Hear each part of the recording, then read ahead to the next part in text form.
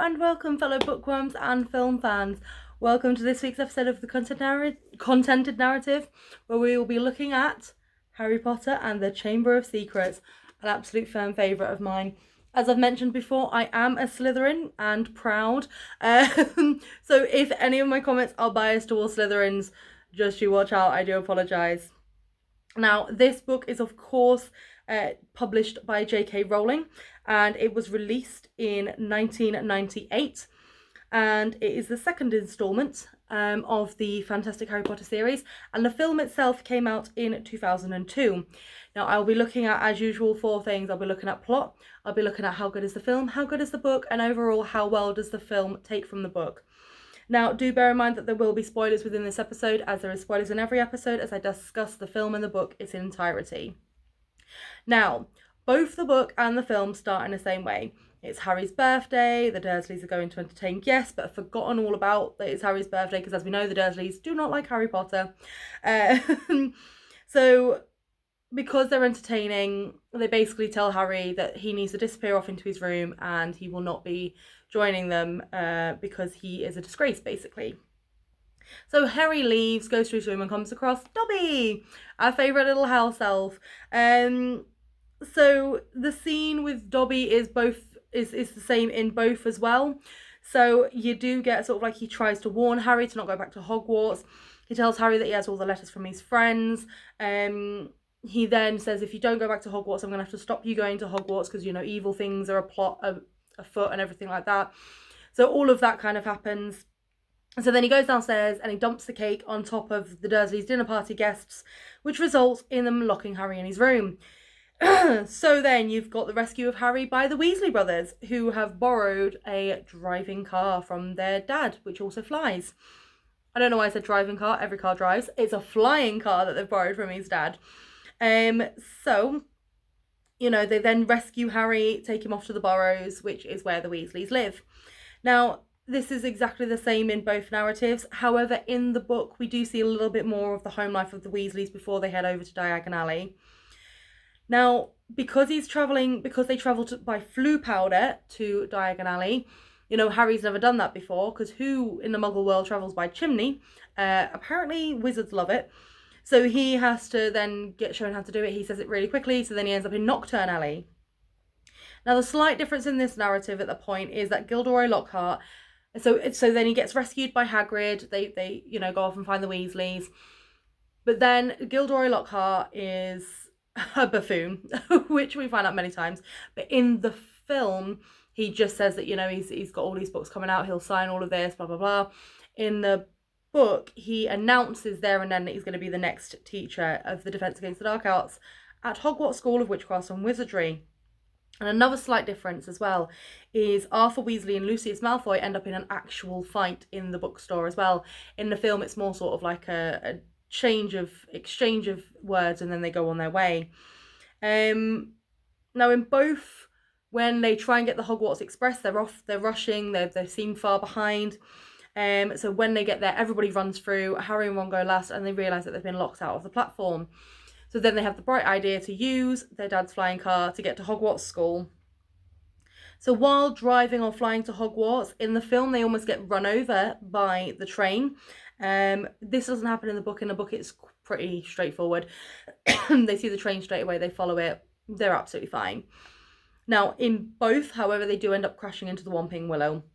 And then as they try to sneak into the castle, they're caught. In the book, it's by Snape. In the film, it's by Filch, who takes them to Snape.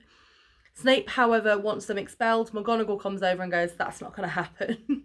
Lets them off with a detention and a letter written home, which results in a howler from Mrs. Weasley. Now, if you don't know what a howler is, it's basically a letter that shouts at you. I'm so glad we don't have those in real life. So it's pretty much going the same way in the book as it is in the film. Now, they do end up in herbology, where they're, you know, repotting mandrakes. In the book, you see Lockhart show up and interfere with Professor Sprout. Then he pretends to be friends with Harry, which is missing from the film.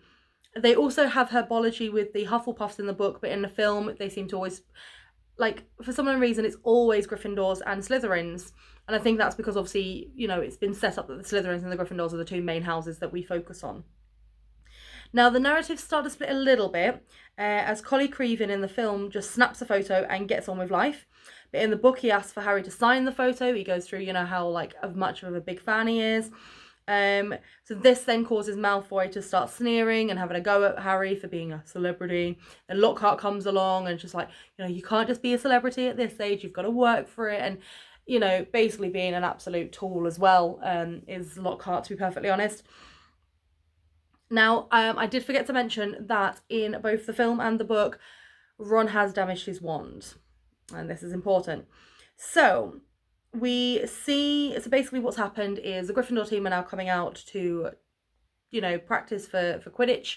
As they're coming out, the Slytherin team have been given permission to use the pitch because Malfoy is now a seeker on the team. And this is because he's basically bought his way in. We know it. They know it. It's no big surprise. As much as I want to admit that, but yeah, Slytherin shouldn't have done that. But then because they interfere, and obviously Hermione and Ron are there, Hermione comes over, speaks to the team, and Malfoy calls her a mudblood. And obviously that's, the worst insult you could ever do. So Ron tries to curse him. It ends up backfiring and he ends up spitting up slugs for quite a while. So they run off to Hagrid's. Which, when they run off to Hagrid's again, you see Lockhart talking to Hagrid about how he can do his job better. Because Lockhart seems to think he knows everything. He does not. So then we get the scene where we finally see Lockhart start to teach. And it is pretty much the same. The only thing in the book is you get a quiz before about all of Lockhart's favourite things. But he does release freshly caught Cornish pixies. And then he loses control of them because obviously he doesn't know what he's doing. So then he leaves Harry, Ron and Hermione to end up cleaning it up after them. So this is when we start to get an idea that actually Lockhart is a bit of a doofus. No, loads of offence meant, Lockhart. You're not a nice person. So then we get so as I've mentioned, obviously we get the scene with the curse there. Now you do get the same detention scene with Harry where he's signing autographs for Lockhart. It is cut short by Harry hearing a voice in the walls. Now, in the book, he just goes back to the dormitory and, you don't really see anything of it.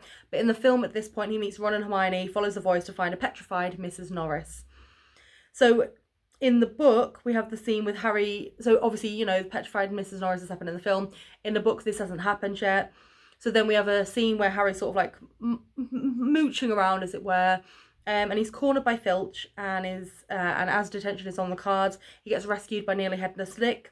So then he agrees to go to Nearly Headless Nick's Death Day party. Now this is never shown in the film, but then this is where Harry hears the voice again and follows it to find the petrified Mrs. Norris. So it's just sort of like an extra scene in the book, as it were, that they removed for the film. Now, this is where we find out about the Chamber of Secrets because, petrified Mrs. Norris has big letters behind her saying the Chamber of Secrets has been opened. Enemies of the air beware. See, know it off by heart, don't even have to look. So then we find out about the Chamber of Secrets, but we find out about it from Professor Binns in the book, but from Professor McGonagall in the film. I can see why they did that in the film because obviously Professor McGonagall. Professor Binns is a dead professor, basically. Then you get Quidditch. Love Quidditch. So in the film, it's a gloriously sunny day, but in the book, it's absolutely pissing it down, which is probably more relatable in England, is the absolute constant rain. It's a game between Slytherin of Gryffindor, of course, in which we come across a rogue bludger that's going after Harry.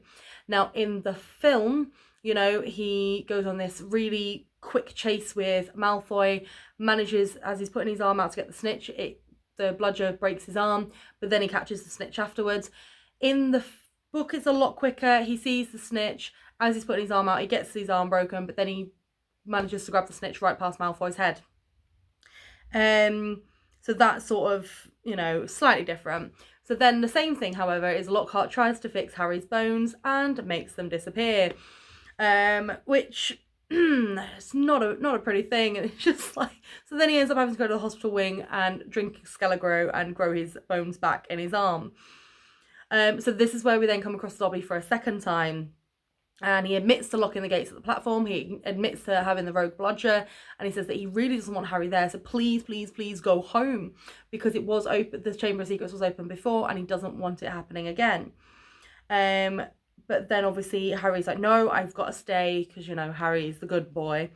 But then we see the second victim, Colin Creevey. And he's brought into the infirmary, petrified. And then they think, oh, we can see, you know, because he had his camera, we'll see who he took a picture of, and it just blows up in smoke, the camera. Now we get onto the dueling, because obviously they want to, you know, look after the kids, as it were. So it is different in both narratives. In the book, everyone is paired off and asked to duel, and then Malfoy and Potter are picked to duel, like the big duel to show off defensive spells. However, in the film, Harry and Draco are paired off straight away in front of everyone and things get nasty. Draco makes a snake appear. It goes off to Justin Fletchley. I think Justin Fletcher is from CBBS. Harry tells it not to attack him. But everyone thinks that he's asked it to attack him because he now finds out he can speak Parseltongue. Which is what Salazar Slytherin was able to do. So, you know, Ron and Hermione are like, that's not a good thing that you can speak to snakes. It's not a common thing. Don't tell anybody that you can do it. So, you know, in the book, we then get a scene with Harry looking for Justin to say he wasn't trying to kill him, apologising for it. But then he finds Justin petrified in a corridor. But because he's looked through Nearly Headless Nick as well is sort of dead, but not dead because he's a ghost already. So he ends up being taken to Dumbledore. Now, in the film, it is similar, but he's not searching for Justin, he just happens upon him. Now, both narratives follow the same route, as Harry in Dumbledore's office meets Fawkes the Phoenix, who dies and then is reborn, so obviously Harry thinks he's killed Fawkes. Then you get the point where, you know, Dumbledore doesn't think Harry's done it because Harry's, you know, a kid. So then Harry, Ron and Hermione now take the Polyjuice potion. And they do this to look like somebody else so they can go and interrogate Malfoy to find out if it is Malfoy that's actually opening up the Chamber of Secrets. Now, Hermione accidentally becomes part cat, so doesn't go, but Ron and Harry are Crabbe and Goyle. So they go out, they realise that Malfoy actually isn't the heir of Slytherin, he isn't opening the Chamber of Secrets, he doesn't know what's going on. So then, while Hermione's in the hostel being decatted, Harry and Ron come across Tom Riddle's diary. Now, they come across Tom Riddle's diary in Moaning Myrtle's bathroom. Now, in the book, Moaning Myrtle seems besotted with Harry but hates everybody else. In the film, she's besotted with Harry but hates everybody else. In the book, she just hates everybody, to be perfectly honest.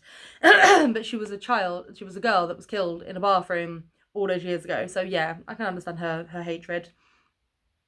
So, anyway, so Harry picks up Tom Riddle's diary, ends up, writing in it, realising that, this person was around when the Chamber of Secrets was opened. So he gets pulled into the diary where Tom Riddle shows him who was responsible for opening the chamber in the last 50 years. And apparently it's Hagrid. And you see this big, huge spider running out because Tom Riddle believes that Hagrid is the one that's set this spider loose in the castle. Now, you then get someone ransacking Harry's room and steals back the diary. And then as soon as they're about to have a Quidditch match, Professor McGonagall tells them that it's cancelled and instructs Harry and Ron to come with her. And we find out that's because Hermione has been petrified, because Hermione has figured out what the creature is, how the creature's getting around, and, basically everything. So then, at this point, Ron and Harry decide that they need to talk to Hagrid about what they saw about what Harry saw in the diary. So they get the invisibility cloak and they go to Hagrid's house. Now, as they're getting there and asking about the monster, they then end up witnessing Dumbledore coming in and being removed as headmaster, Hagrid being taken to Azkaban, but then Hagrid tells them to follow the spiders and that'll give them the answer. So, in the book, they see spiders running into the Forbidden Forest while in herbology. In the film, they see spiders running away in the castle and then into the forest. So they take Fang and go into the forest to follow the spiders. Now, fair warning, I cannot watch this scene. I hate spiders. I hate them with every inch of my life. I cannot watch this scene. It's too creepy for me. So I'm assuming it's the same where they encounter Aragog. So they go into the Forbidden Forest. They encounter Aragog, which is basically Hagrid's little pet spider that's a huge pet spider. And tells them that when the chamber was open before, the girl died in the bathroom. Then he gives his family permission to eat Harry, Ron and Fang. But they're then saved by the flying car that's been living in the Forbidden Forest. They then figure out that the girl who died is still haunting the bathroom. They figure out it's Moaning Myrtle. So when they go to tell the teachers, they overhear that Ginny Weasley has been taken into the chamber and her body will lie there forever. So then, obviously, they overhear the teachers telling Lockhart to go deal with it, just to get him out of the way. So Harry and Ron tell Lockhart, so they run off, tell Lockhart what they found out, only to see him trying to leave. So he admits he's a fraud and he used memory charms to steal all these stories from people. However, Harry and Ron disarm him, take him to Moaning Myrtle's bathroom, as they're sure that's where the entrance is, and they're right. So they find the entrance, they all go down to the chamber, Lockhart pretends to faint and tries to use Ron's wand to obliviate their memories. However, it's broken, the spell backfires, and Gilderoy Lockhart loses his memory. But it does cause a rock slide in the chamber. So Harry goes on alone to save Ginny, and Ron stays behind to try and clear a path. Now when Harry reaches the end of the chamber, he sees Ginny on the floor motionless and Tom Riddle off to one side. Now we learn that Tom Malvolio Riddle is, dun dun dun, Lord Voldemort. Oh my god. And he's at 16 years of age. So he's the heir of Slytherin, and he's the one that's been using the diary through Ginny to release the monster and everything. So he's also been using it to drain Ginny's life force. So then Harry stands up to him, which brings Fawkes, who brings the sorting hat, who has the sword of Gryffindor in it. So Riddle brings out the basilisk to try and finish Harry off, and the basilisk is a great big blooming snake that if you look into its eyes you die, but if you see a reflection of its eyes you get petrified. Hence why no one's died yet. So Fawkes blinds the basilisk so it can't use its eyes to kill or petrify. Harry ends up with the sword of Gryffindor from the sorting hat and kills the basilisk, but he gets stabbed with a fang while doing so. Now here it does slightly differ. In the book, Fawkes heals Harry straight away, and then Harry destroys the diary with the fang. In the film, Harry destroys the diary, and then when Ginny wakes up, he gets healed by Fawkes. Now they escape back up the tunnel as Fawkes can carry heavy burdens, and again it's slightly different here. In the book, Harry and Ron go to the headmaster's office with Ginny and Lockhart to find Mr. and Mrs. Weasley, Professor McGonagall and Dumbledore, where they recount everything that's happened. However, in the film, it's just Harry, Ron and Dumbledore in the room. Now, everybody then leaves Harry and Dumbledore alone, where they discuss what happened. Then, just as Harry is about to leave, Lucius Malfoy comes crashing in and sees Dumbledore back as headmaster. So Harry figures out that Lucius Malfoy is the one who gave the book to Ginny in the first place, and that Dobby is his slave.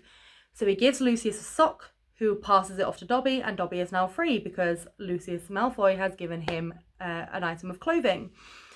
So, you know, Lucius then tries to kill Harry, Dobby saves Harry's life, and then the film ends with a great feast where those are petrified are back and Hagrid is back from Azkaban. Now, you get that in the book as well, but it ends with them on the train home enjoying others' company. Now, the plot stayed very close to the book. I was pleasantly surprised.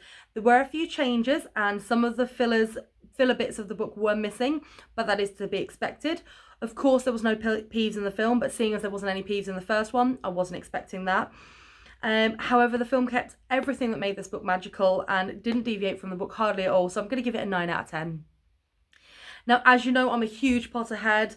I thoroughly enjoyed the second film in this film franchise. I remember watching it on VHS, I then got it on DVD, I then got it on Blu-ray. The only thing, as I said before, is I can't watch the spider scene. I'm sorry. I know I'm 28 years old, but it's just, I can't even watch the Shelob scene in Lord of the Rings, and I can't, you know, I'm not a massive fan of the scene in Hobbit with the spiders.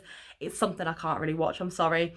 But these films can be watched as children, as adults, as old people. It honestly has something for everyone, and I enjoy them as much today as I did when I was younger. So it gets a huge 10 out of 10 for me. I wouldn't have expected anything different. Now, the book, I feel like the book perfectly carries on from the first one. It takes everything I loved and just builds on that world a lot more. I can reread these books thousands of times over and not get bored. You get a feel for everyone. And of course, we're first introduced to Dobby, a lovable little house elf. And I would always tell anyone to read these books. The book gets a 10 out of 10 for me. Now, overall, the plot, again, gets a 9 out of 10 because it is spot on. The characters, the setting, the plot. The only thing that is different, the only thing is that obviously I would have loved to see a little bit more of their life at the Burrows before he goes off to Hogwarts. Apart from that, it's pretty much spot on. It gets a 9 out of 10.